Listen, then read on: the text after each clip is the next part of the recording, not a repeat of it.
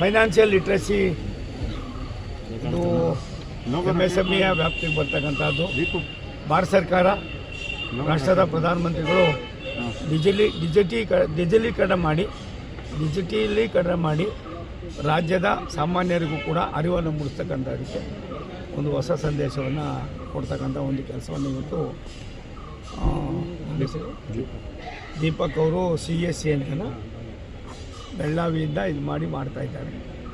ಇದರ ಸದುಪಯೋಗ ಪಡೆಯೋದ್ರ ಜೊತೆಯಲ್ಲಿ ಭಾರತ ಸರ್ಕಾರದಲ್ಲಿ ಮೊದಲನೇ ಬಾರಿಗೆ ಕರ್ನಾಟಕದಲ್ಲಿ ನನಗೂ ಕೂಡ ಇದರ ಪೂರ್ತಿ ಮಾಹಿತಿಯನ್ನು ನಾನು ಇನ್ನೂ ಪಡ್ಕೊಂಡ ತಕ್ಷಣ ನಿಮಗೆ ಎಲ್ಲವನ್ನು ಕೂಡ ಸವಿಸ್ತಾರವಾಗಿ ತಿಳಿಸ್ತೀನಿ.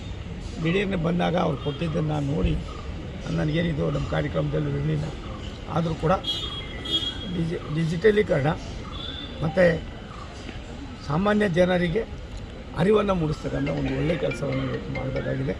ಇದರಿಂದ ರೈತರಿಗೆ ಫಸಲ್ ಭೀಮಾಯಿಂದ ಹಿಡಿದು ಬರ್ತಕ್ಕಂಥ ಕೆಲವಾರು ಸಮಸ್ಯೆಗಳಿಗೆ ತಕ್ಷಣವೇ ಅಲ್ಲೇ ಪರಿಹಾರವನ್ನು ಕಂಡುಹಿಡಿತಕ್ಕಂಥದಕ್ಕೂ ಕೂಡ ಸಹಕಾರಿಯಾಗ್ತದೆ. ಇವತ್ತು ತಾನೇ ಅದನ್ನು ಉದ್ಘಾಟನೆ ಆಗಿದೆ. ಒಂದು 15-20 ದಿವಸ, ಒಂದು ತಿಂಗಳಲ್ಲಿ ಇದಕ್ಕೆ ಯಾವ ರೀತಿ ಮಾಡಬೇಕು ಏನು ಅನ್ನೋದನ್ನು ಕೂಡ ನಾನು ಅವ್ರ ಹತ್ರ ಚರ್ಚೆ ಮಾಡಿ ಮಾತನಾಡಿ ಪೂರ್ತಿಯಾದ ಪ್ರಮಾಣದಲ್ಲಿ ಅದನ್ನು ತೊಡಗಿಸ್ಕೊಳ್ತಕ್ಕಂಥದ್ದಕ್ಕೆ ಈ ಭಾಗದ ನಮ್ಮ ರೈತಾಪಿ ವರ್ಗದವರಿಗೆ, ಸಾಮಾನ್ಯರಿಗೆ ಆಗೋದಕ್ಕೆ ದಾರಿಯನ್ನು ಮಾಡ್ತಕ್ಕಂಥ ಕೆಲಸವನ್ನು ಮಾಡ್ತೀವಿ. ಸರ್, ಗಡ್ಕರಿ ಅವ್ರನ್ನ ಭೇಟಿ ಮಾಡಿದ್ರಿ ಮೆಟ್ರೋದು ಮತ್ತು ಇದ್ರ ಬಗ್ಗೆ? ನಾನು ಗಡ್ಕರಿ ಅವ್ರನ್ನ ಭೇಟಿ ಮಾಡೋದು ಮತ್ತೊಂದು ಮಾಡೋದು ಇದ್ದೇ ಇರ್ತದೆ. ನಾನು ಕೂಡ ಭಾರತ ಸರ್ಕಾರದ ಒಬ್ಬ ಮಂತ್ರಿ ಇದ್ದೇನೆ. ತುಮಕೂರಿನ ಸರ್ವಾಂಗೀಣ ಅಭಿವೃದ್ಧಿಯಲ್ಲಿ ಕೆಲವು ದಾಪುಗಾಲನ್ನು ಇಡಬೇಕಾಗಿದೆ, ನಿರ್ದಿಷ್ಟವಾದ ಕೆಲಸಗಳನ್ನು ಮಾಡಬೇಕಾಗಿದೆ. ಆ ನಿಟ್ಟಿನಲ್ಲಿ ಚಿಂತನೆಯನ್ನು ಮಾಡ್ತಾರೆ. ಸೆಪ್ಟೆಂಬರ್ ಕ್ರಾಂತಿ ದೊಡ್ಡ ಸದ್ದು ಮಾಡ್ತಾ ಇದೆ ರಾಜ್ಯ ರಾಜಕಾರಣದಲ್ಲಿ, ಮತ್ತು ಅದು ಕೇಂದ್ರದಲ್ಲೂ ಸಹ ಕ್ರಾಂತಿ ಆಗುತ್ತೆ ಅಂತ ಹೇಳಿದ್ದಾರೆ. ಒಂದು ಆಡಳಿತ ವ್ಯವಸ್ಥೆ ಕುಸಿದಾಗ ಈ ರೀತಿ ಮಾತುಗಳು ಬರ್ತಕ್ಕಂಥದ್ದು ಸಹಜ.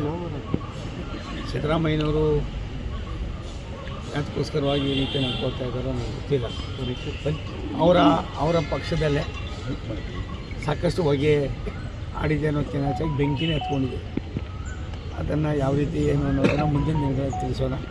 ಒಂದು ಸತ್ಯ, ಭಾರತ ಸರ್ಕಾರ, ಸನ್ಮಾನ್ಯ ನರೇಂದ್ರ ಮೋದಿಯವರು ಈ ದೇಶಕ್ಕೆ, ಈ ದೇಶದ ಸರ್ವಾಂಗೀಣ ಅಭಿವೃದ್ಧಿಗೆ ತಮ್ಮದೇ ಆದಂಥ ಕೊಡುಗೆಯನ್ನು ಕೊಡೋದ್ರ ಮುಖೇನ ತುಮಕೂರು ಜಿಲ್ಲೆಯನ್ನು ಕೂಡ ಸಮಗ್ರ ಅಭಿವೃದ್ಧಿಯ ಕೊಂಡೊಯ್ತಕ್ಕಂಥ ಕೆಲಸವನ್ನು ನಾವು ಮಾಡೋಣ.